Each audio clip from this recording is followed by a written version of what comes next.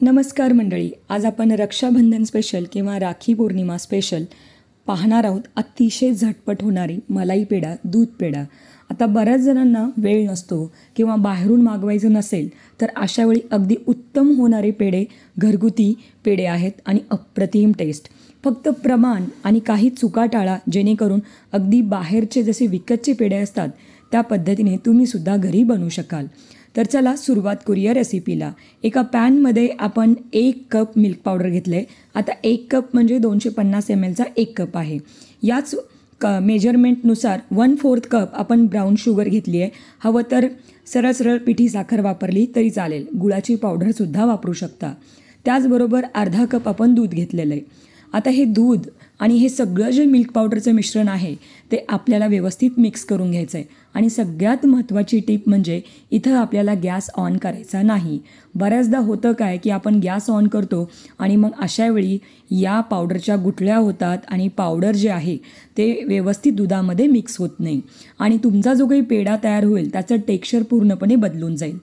त्यानंतर पूर्णपणे आपण दुधामध्ये मिल्क पावडर मिक्स झालं की मग इथे आपण 1 टीस्पून कार्डमम पावडर किंवा वेलची पूड घेतलेली आहे. यामुळं पेढ्यांना छान फ्लेवर येतो. आता हवं तर तुम्ही हल्ली जे काही वेगवेगळे इसेन्स असतात, केवडा इसेन्स वापरतात, बरेच जण केसर इसेन्स वापरतात, तेही वापरू शकता. पण अगदी घरगुती पेढे आहेत त्यामुळं मी घरात जे काही साहित्य अवेलेबल असतं त्यापासूनच हे पेढे बनवण्याचा ट्राय केलेला आहे. आता सगळं दूध पावडर आणि सगळी जिन्नस व्यवस्थित मिक्स झाली की मग गॅस ऑन करायचा आणि त्यानंतर हे मिश्रण दाटसर होईपर्यंत शिजवून घ्यायचं. अजून एक महत्त्वाची टीप, जेव्हा तुम्ही हे मिश्रण हलवत असता त्यावेळेला गॅस कुठेही फास्ट ठेवायचा नाही. मीडियम टू लो फ्लेमवरच पूर्णपणे हे मिश्रण घट्ट किंवा दाटसर होईपर्यंत आपल्याला शिजवून घ्यायचं आहे. असं केल्यामुळं होतं काय, एकतर पेढ्यांचा कलर चेंज होत नाही आणि याचबरोबर जो काही टेक्स्चर असतं पेढ्यांचं ते चेंज होत नाही. बऱ्याचदा गॅस फास्ट केल्यामुळं कुठंतरी मिल्क पावडर करपलं जातं किंवा कुठंतरी ते घट्ट होतं किंवा कडक व्हायला सुरुवात होते. असं होऊ नये म्हणून आपल्याला पूर्ण ही प्रोसेस मीडियम टू लो फ्लेमवरती करून घ्यायचं आहे आणि हे मिश्रण पूर्णपणे पॅन सोडेपर्यंत सतत हलवत राहायचं आहे. त्यानंतर आपल्याला जेव्हा हे मिश्रण दाटसर वाटत असेल अशावेळी 1-2 चमचे तूप टाकून आपण हे मिश्रण हलवून घेतलेलं आहे. तुम्ही पाहू शकता पूर्णपणे पॅन सोडल्यानंतर आपण एका ताटामध्ये हे पेढ्यांचं मिश्रण काढून घेऊया आणि मस्तपैकी थंड करून घेऊया.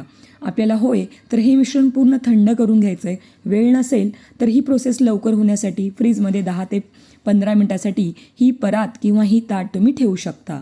आता इथे आपण हाताला साजूक तूप लावूया आणि पेढ्याचं जे काही मिश्रण आहे ते पूर्णपणे अजून थंड करून घ्यायचं आहे, म्हणजे त्याचा गोळा तयार झाला पाहिजे. आता सगळ्यात महत्त्वाची टीप, बऱ्याचदा असं होतं की तुमचं मिश्रण पातळ होऊ शकतं. अशावेळी घाबरून जायचं नाही, तर सरळ सरळ मिल्क पावडर ॲड करा आणि मिश्रण घट्ट होईल. असं होतच नाही जर तुम्ही या पद्धतीने पेढे बनवले तर. पण इन केस जर कोणासोबत असा इन्सिडेंट झाला तर मग काय करायचं यासाठी मी हे सांगितलेलं आहे. आता इथे आपण व्यवस्थित पेढे तयार करून घ्यायचे आहेत. हाताला साजूक तूप लावा, म्हणजे पीठ किंवा हे पेढ्यांचे मिश्रण चिकटणार नाही. माझ्याकडं पेढा मेकर आहे.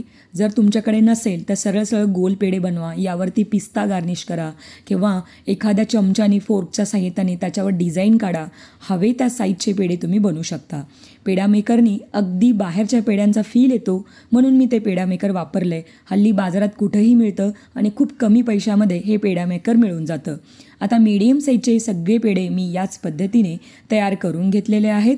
तुम्ही पाहू शकता मस्त पेढे तयार झालेत आणि खरंच यावर डिझाईनमुळं अगदी बाहेरच्या पेढ्यांचा फील येतो आहे. सगळे पेढे तयार आहेत. साधारणतः 15 ते 16 पेढे आपले मीडियम साईजचे 1 कप मिल्क पावडरपासून तयार होतात. ज्यांना मिल्क पावडर वापरायचं नाही त्यांनी सरळ सरळ खोवा किंवा अनस्वीटन खोवा मिळतो तो सुद्धा तुम्ही वापरू शकता किंवा घरात खवा बनवूनसुद्धा पेढा बनवता येतो. आता वेळ नसेल तर अगदी इन्स्टंट पेढ्याची ही रेसिपी शेअर केलेली आहे. पेढा तोडून दाखवते, पहा खूप छान पेढे तयार आहेत. करून पहा. रेसिपी आवडलीच तर लाईक, शेअर आणि आपल्या चॅनलला सबस्क्राईब नक्की करा.